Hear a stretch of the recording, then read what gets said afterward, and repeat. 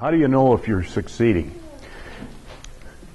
Dr. Anderson said one of the things that I thought was really important. Agriculture is the most complex and mentally and physically demanding of all professions. And I think that's really true. We don't have to understand anything but livestock management, grass management, financial records, planning, setting goals, and everything else.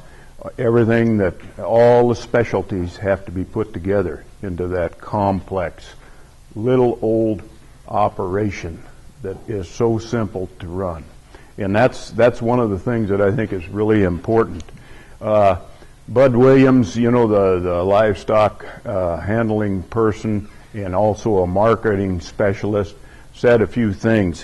One of the things he said, when you talk about the industry, that means the very good, the good, the average, and the very bad are all included in that industry. And I think we see that in the livestock industry quite often.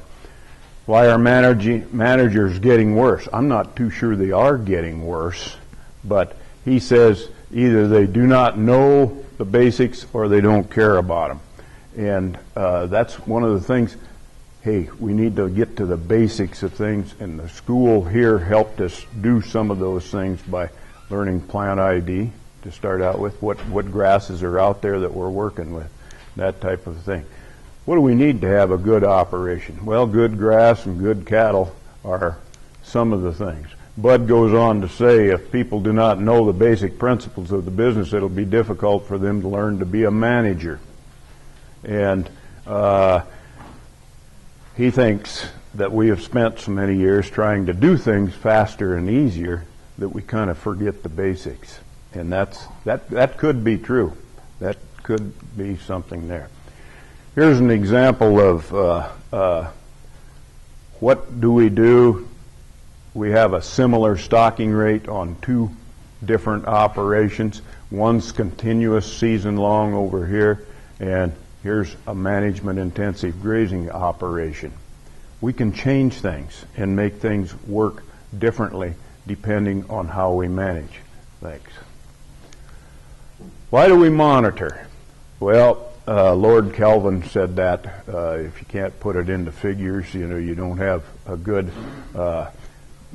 method to measure success and how you're operating. And that's probably very true. Some questions we should ask. How much forage is growing on my ranch now? We're talking about inventories. What do you got out there? What do you got to work with? What resources are there? What is the livestock demand? How big are the animals? How much do they eat? And what class they are? You know, that type of a thing is important. That's where we start, the basics. And we need to keep track of the average year, if there is such a thing as an average year. Jim Garish said that there's some records that he thinks is real important. Available forage, pasture condition. In other words, not all forage out there is in the same health state. And so we need to keep track of that pasture condition. Animal output and pasture costs. Notice that animal, not how many animals, but the animal output is one of the things that Jim feels is the useful records to maintain. We talked about the feed and forage balance sheet and how to balance that forage out. Notice that plant growth here goes like this. And our livestock herd goes like this. This is an example of one that on my operation. You notice it starts in May and ends in December. Well, sometimes you got a 12-month situation there. So everybody's operation is a little bit different. Items to consider, again, Alan Savory indicated that some of the key things that we ought to keep track of in the livestock operation. How to minimize overgrazing with paddocks. Species composition, and that's a concern. Low litter accumulation.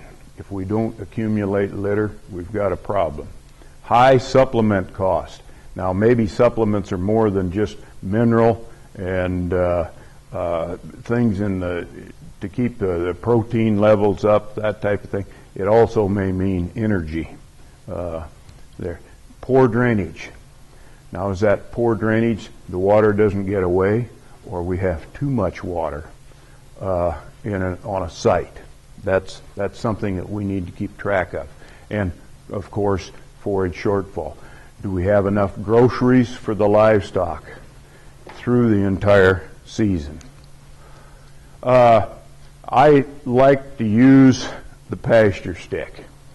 Now, we found in some situations out there that the pasture stick probably was pretty accurate to measuring the amount of forage in on the certain demonstration plots that we done, and they may have not been as accurate on others. You need to take that pasture stick and calibrate it to your operation. So in your different pastures, your different plant communities out there, and then you can go along. Now, I like to look at this. I don't always carry the pasture stick, but I know the measurement on my hand and my arm, how high the vegetation is. I can measure it and get an idea. So I know what my plant height is. Then I know how many pounds of forage there is per inch in those pastures. That helps out. You need to know the quality of that forage, and your labs can do that for you. Here's my historical data for my operation. Started out in 1997, I think was probably the first year. This goes by month. And here's the grass samples, or some of the grass samples that I have taken, and all of the elements that I keep track of. And it's primarily for my mineral program to mix minerals. Now, keep in mind, I've got 400 acres. I've got go-back land that has been farmed and went back to grass. I've got brome grass encroachment on some paddocks. I've got native range on others, on that little 400 acres. Got 38 paddock, well, I have 43, but I grazed about 38 of them. And each one's different. So how do you keep track of all that stuff? The way I do it, I go by month throughout the grazing season and collect a sample every once in a while, one or two a year, and put it into this database. Whenever I see I'm having a problem, the other day, now this is the driest year I've seen, and not driest year, but the worst drought I have seen in my lifetime. I went out and clipped some grass. The yearlings are gone, but I went out and clipped some grass anyhow, and I'm getting a couple of September tests done because I don't have any. I ended up here in August. Usually that's the last time I have to worry about anything. Well, I took some later on just to find out what the forage is. I haven't got them back yet. That's why they aren't on here. Okay, when I mix my mineral for my operation, here's what we use down here. Unless we run into something that shows up in the middle of the season, then we'll take and pull out and reformulate for the middle of the summer or something like that. But primarily, this is what I send to the mineral man and say, mix me a mineral for that. And that's what I use primarily. Has been working real well for the last, well, since 1997 all. Weather records are very important. And I think I borrowed this from somebody, and I think it was Jim Garish in one of his presentations. He had this thing of about a hydrogeological cycle, And it is, every once in a while I look back at this thing and see how true it really is. You know, when it rains, we're happy, and then we don't kind of, you know, we get used to being wet years, and we have been in that situation a little bit. Then all of a sudden a drought comes along. It takes us a while to figure out what's going on, that it's getting drier, and we can't stock like we did over here. And then we become very concerned, and then suddenly we're in the panic stage. Where are we at right now?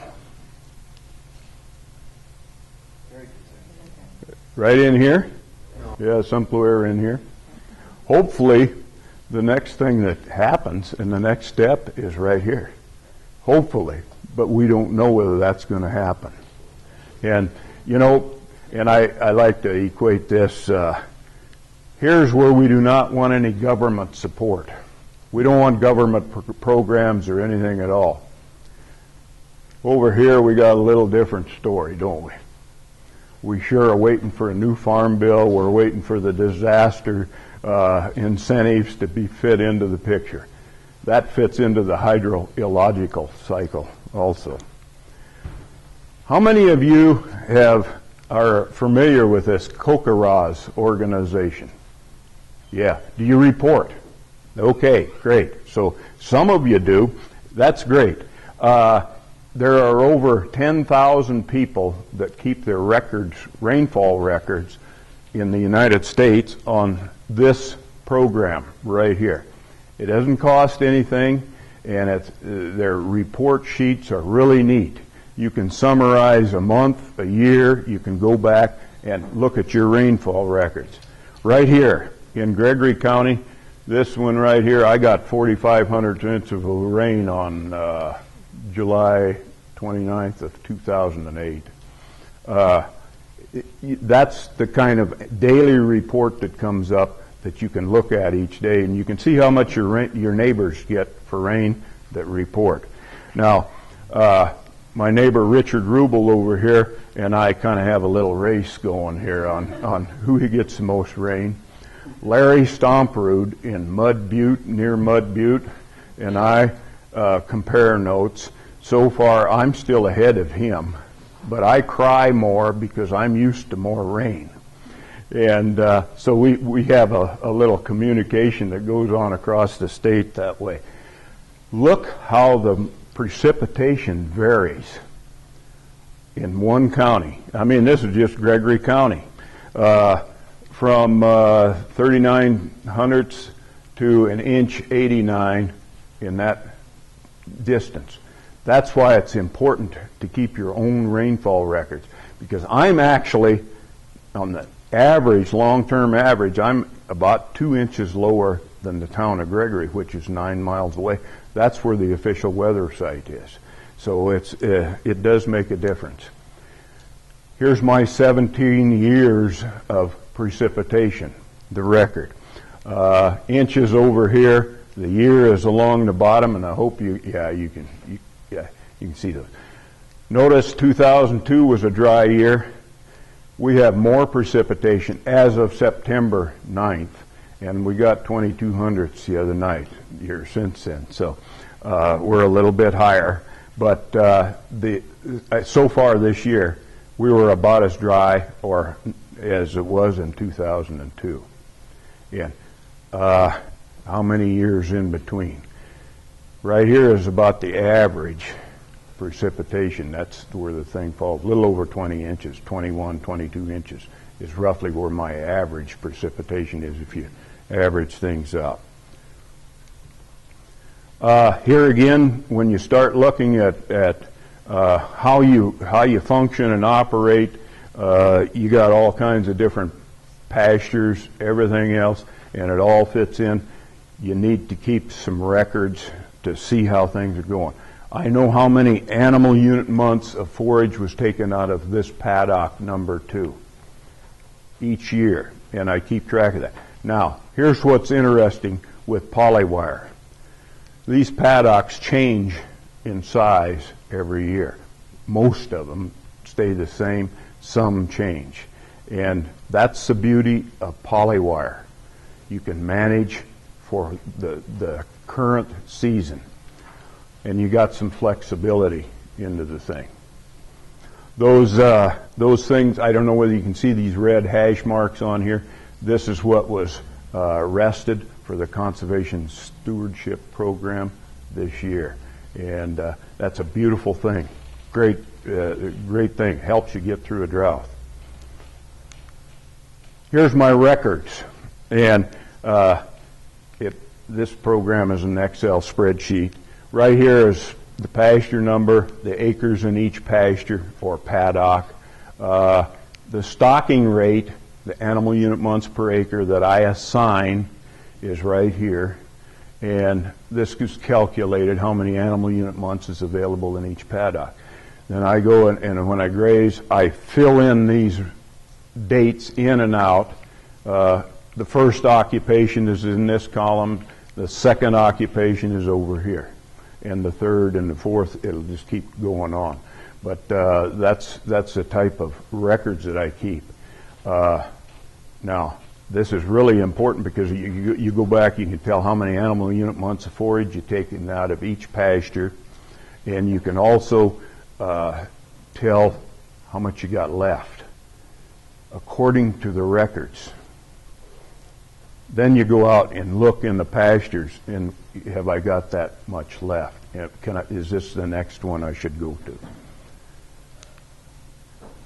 This is some information and research that was done by Bonner and Galston in 1952. It says how much regrowth in grass do you have in the May and June time period, and how many days since grazing it takes to get 4,200 pounds of forage back into production.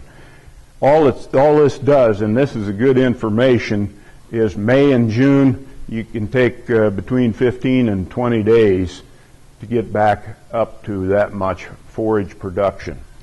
But when you go later in the season, August and September, they found that it took 35 to 40 days to get that 4,200 pounds. So you got to have you got to keep track of that grass growth on your place, and that's something. This year it quit in July. I mean, literally, and except for the warm season paddocks, where you had a bunch of warm season grasses, they kept growing.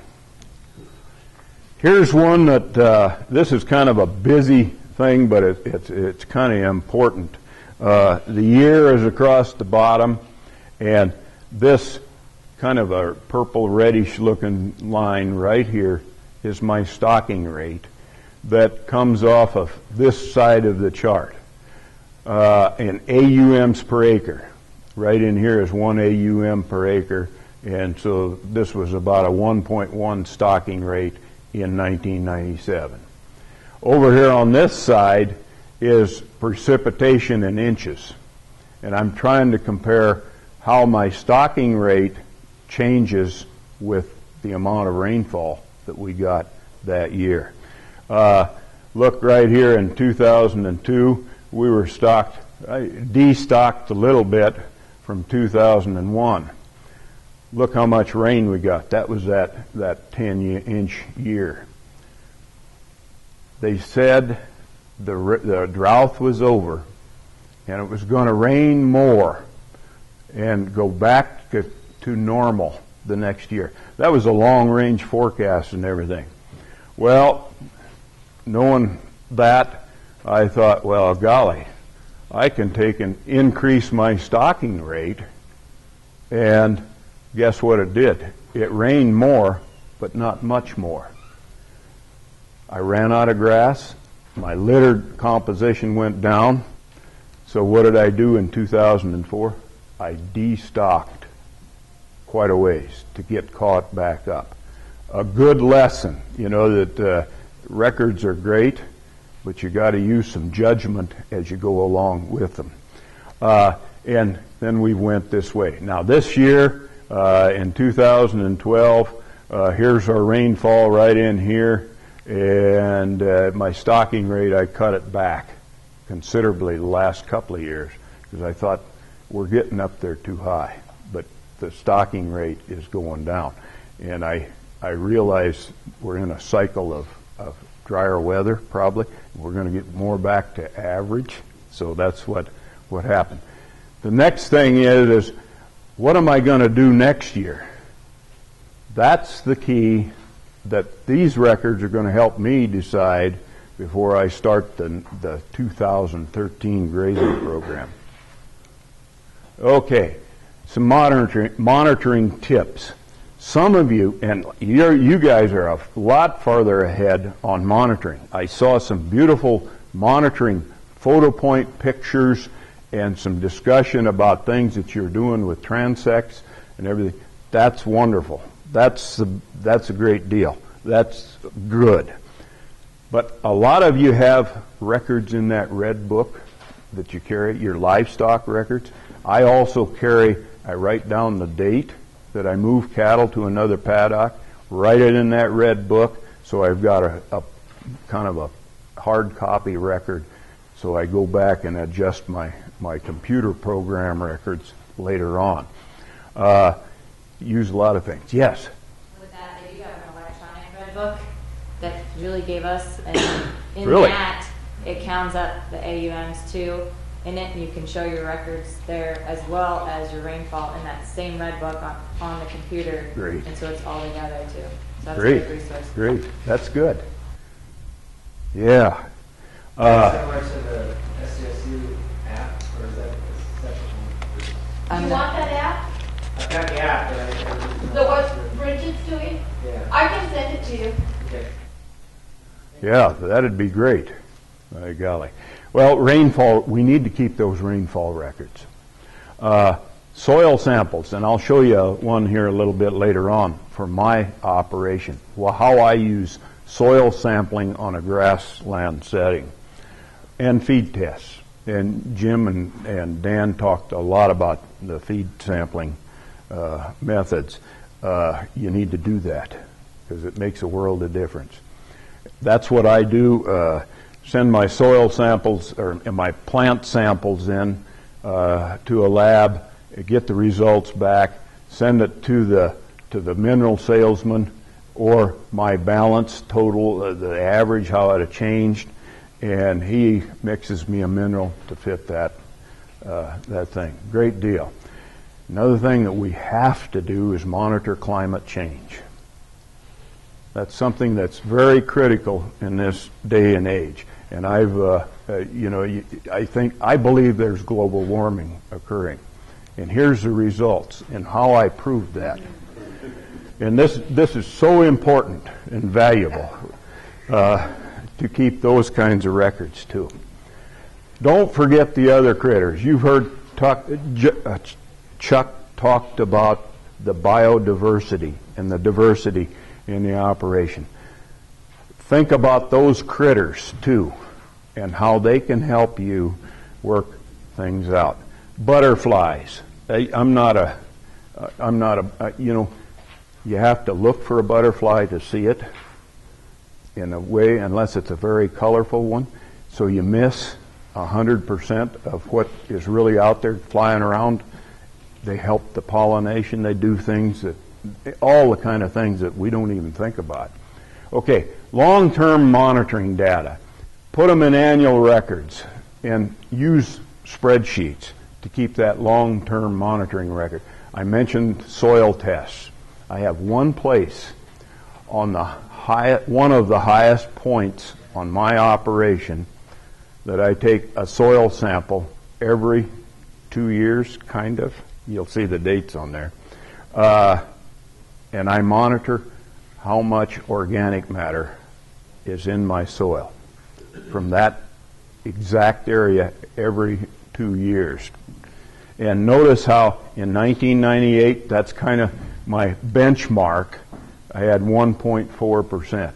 We had some soil samples taken back in the 70s, and they were lower than that, 1.2, but I can't find the old worksheets that we had. So I started in 98, and as we go up, there's how the organic matter changed. We're building more organic matter, I claim. Now, you notice how this varies from 5 and 210 to 3.8. That could be sampling error, just you got a different sample. And I go around with the probe over around about 20 samples with the little probe, mix it all together and send it in. And that's how I get my organic sample. Are you building soil or not? Are you leaving the place in a better condition than you found it? That's the thing that I think is important to look there. Here's my overall summary of all the inventory monitoring that I do. I think it sums it up here. By year, I started out with my benchmark in 1995. Stocking rate, about 3/4 of an animal unit month per acre on my operation, 400 acres. Seasonal utilization was about 65%. And the average daily gain on yearlings was 1.7 pounds a day. And I harvested 55 pounds of beef per acre. Now that's what I started out with. And as we go down here in 97 and 98, I had a 4 or 5 pasture rotation. And then I got really fired up and went to all this polywire stuff. Not up to 38 all of a sudden. I started out with 16 and kept adding on. But notice how this stocking rate fluctuates. And my average stocking rate on the whole operation over the period of time is about a 1.1 AUMs per acre. That's roughly the average of the thing. Okay, seasonal utilization. To me, that's the key thing. I don't want to be over 50% utilization. And here in 2012, the yearlings left early, and I estimate about a 55% utilization on all of the paddocks in general. Some of them are shorter, some of them are better. Some of them are zero utilization. Those are some of that I rested. Average daily gain is in this right here, in this one here. 1.7 is my benchmark again, and been up to 2.7, been down to, where's 2000? Yeah, right in here, 1.6, I guess is probably the lowest. Here's a 1.57 down here. Notice the wet years. Right here. I think it has a little bit of, it takes rain to grow grass. Believe it or not. That's one of the things that's important. And here's the increase over season-long grazing. And that's probably insignificant, but I think it's important to me to how are we doing compared to if we went back to season-long grazing on the thing. That's primarily the key thing. If you monitor, you can be the judge, and you can decide if rotation grazing pays. The production, is it changing? And you know whether your land is in a better shape as you go through the process. One final little thing here that I think is very important. You involve your banker. And I think Jim, you mentioned that you went through several bankers before you found a banker that's worth the time to borrow money from. And I'm going to put it that way. This is the third banker that I talked to in those years, and this is the one that I settled with because they're willing to come out every year and look at their yearlings on my place. And I call them their yearlings because they loan me the money to buy the yearlings, and that's what's important. And if they won't come out, and the other two bankers wouldn't, the second one said he would, and we switched from him when he never showed up.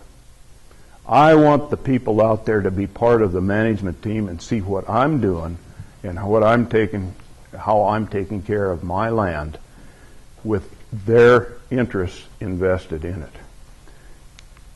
Thanks for your time. If you got a few questions, do we have some time for questions, Roger? If not, thanks.